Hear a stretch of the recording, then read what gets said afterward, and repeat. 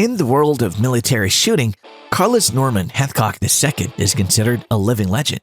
He was a U.S. Marine sniper who's known for shooting enemy soldiers from great distances with precise accuracy, killing at least 93 of them during the Vietnam War. Although cunning and brutal when hunting his prey, the man beneath his successful business demeanors was a loving father who believed that by killing an enemy, he was potentially sparing the life of a young American soldier. He was killing as an end rather than a means. If you're new to our channel, check out similar videos and don't forget to subscribe to our channel and hit the notification bell. Never miss similar updates. Carlos was raised by his grandparents after his parents divorced when he was a little child. He was born in 1942 in Little Rock, Arkansas, and came from modest means. He started hunting in the woods with his dog at a young age, using an ancient one-shot .22 caliber rifle to help provide food for the family. He had a lifelong desire of joining the United States Marine Corps. He enlisted in the Corps as soon as he turned 17 and received his basic training at Camp Perry on the Ohio shore of Lake Erie. Due to the camp's second largest outdoor rifle range in the world, Carlos was able to further develop and refine his innate shooting aptitude there. He quickly established himself as a skilled marksman who was also innately careful and exact when it came to battlecraft. The coveted Wimbledon Cup for long-range shooting was one of the many championship shooting competitions that his talent swiftly won him in 1965. The competitors had to hit targets from a distance of 1,000 yards with pinpoint precision. As a military policeman, Carlos was then sent to Vietnam, although this wouldn't last long.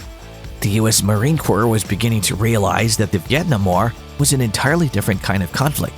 Soon it became clear that if the war was ever to be won, new and creative strategies would be absolutely necessary. Carlos was an ideal candidate for one of the novel suggestions made to significantly expand the number of snipers they were employing.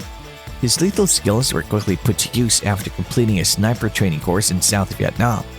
Carlos was content to utilize the bolt-action Winchester Model 70, the standard U.S. Marine sniper rifle, for most of his sniping career.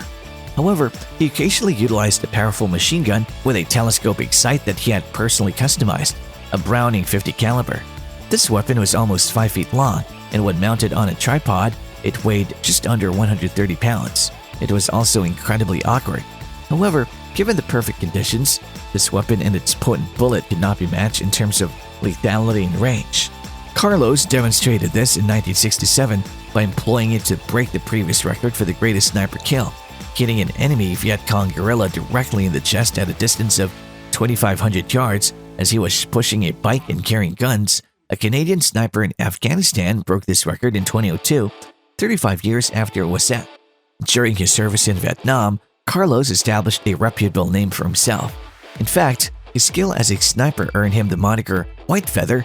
After the white feather, he would always wear the band of his bush hat. He would even be able to track his goal for days without getting any rest.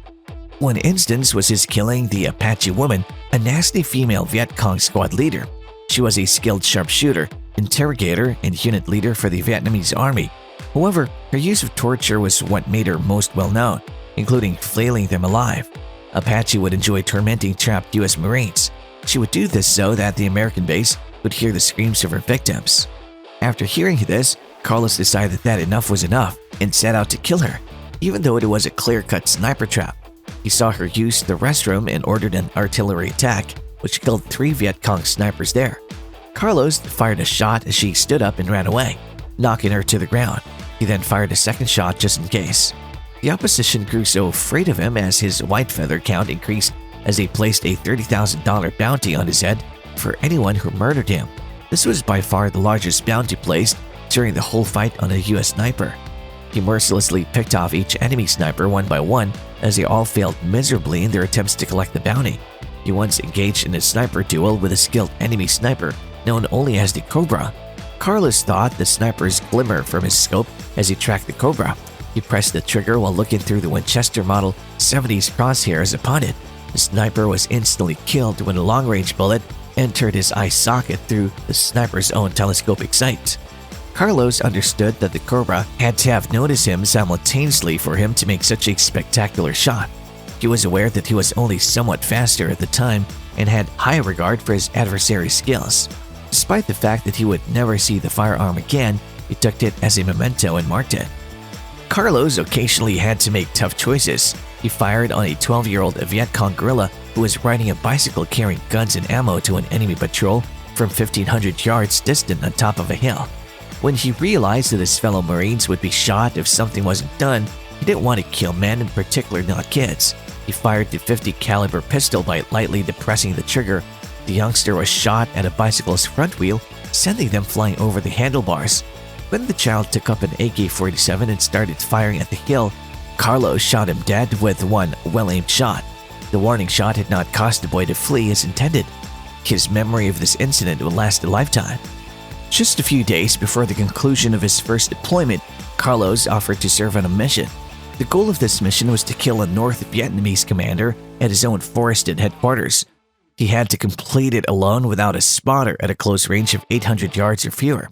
He took his white feather out of his hat for this expedition. Carlos covered his skin, inserted plants into his straps and buttonholes, and painted his body with camouflage to blend in with the environment. Carlos held his breath and pulled a shot as the general went out of the plantation house and towards his automobile. A shot to the general's chest ended his life. No patrols pursued him because no one had noticed the muzzle flash. In the end, Carlos would be given formal confirmation for 93 sniper kills, but the actual number was likely much higher. Since an officer and a spotter had to be presented when the kill was made, the mechanism for confirming verified killings was extremely strict.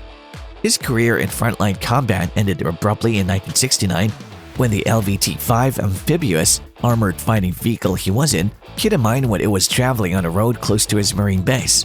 Despite the fact that the car was on fire, Carlos bravely set about saving a few of his fellow troops from the blaze. Despite the possibility of the vehicle's ammunition exploding at any moment, Carlos sustained serious burns to his body. He was medevaced by helicopter to a nearby medical ship while in severe condition, and after his health had returned to normal, he was sent to a naval hospital in Tokyo, Japan. He was eventually sent back to the United States for specialized care at a burns hospital at San Antonio, Texas. He was wounded in battle that day, earning him the Purple Heart Medal, but it wasn't until 30 years later that his valor was acknowledged, and he received the Silver Star for his bravery. Once he had returned to active service, it took him several months to recuperate from his burns. He continued to reside in the country and spent the following several years assisting in the establishment of the Marine Corps Sniper School in Quantico, Virginia. But by 1975, he had already begun to deteriorate due to his multiple sclerosis diagnosis, and during the following 4 years, his condition only got worse. This was so severe that he was forced to retire for medical reasons in 1979 at the age of just 37 years old, just 55 days short of 20 years of service. Civilian life was initially difficult for Carlos to adjust to. He battled depression and his marriage almost fell apart as a result, but he eventually managed to get through it. Sadly, he would pass away in 1999 due to multiple sclerosis. He passed away when he was only 56 years old. A high-grade specialized version of the M21 semi-automatic sniper rifle was named after Carlos. It was given the moniker M25 White Feather by the manufacturer's Springfield Armory in his honor. Hope you liked this video. Subscribe to our channel to never miss out on similar videos.